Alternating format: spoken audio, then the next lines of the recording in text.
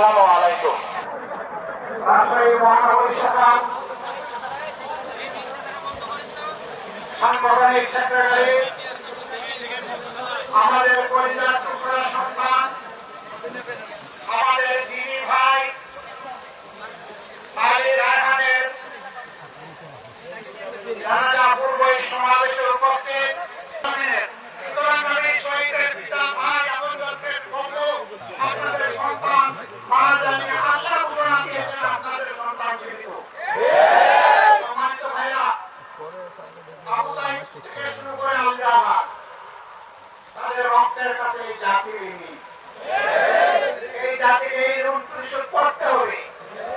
যে উদ্দেশ্য নিয়ে তারা এই লড়াই করেছে আর তাদের নাকে সাড়া দিয়ে স্কুলের শিশু থেকে বৃদ্ধ পর্যন্ত নারী পুরুষ সবাই রাস্তায় নেমে গিয়েছিল। আমি সেই বীর যোদ্ধাদেরকে আরেকবার আমার অন্তরের অন্তঃস্থল থেকে আমি শ্রদ্ধা জ্ঞাপন করছি। এখন যারা সরকার এসেছে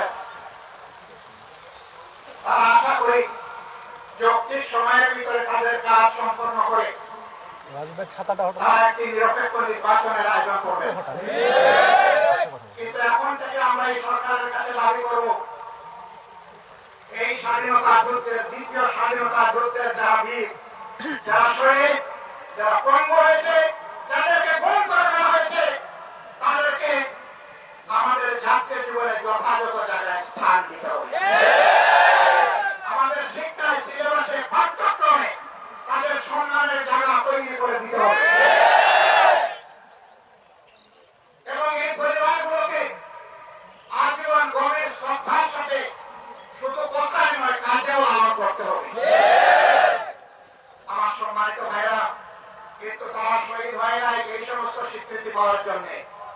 তারা শাহাদাত বরণ করেছে জুলুমতন্ত্রকে খতম করে ইনসাফ ইনসাফ ইনসাফ দেওয়াকে উপহার দেওয়ার জন্য। জালিম শক্তি বিদায় নিয়েছে। আগামীতে আরো কেউ এসে জালিম হোক, এটা বাংলাদেশের মানুষ বরদাস্ত করবে না।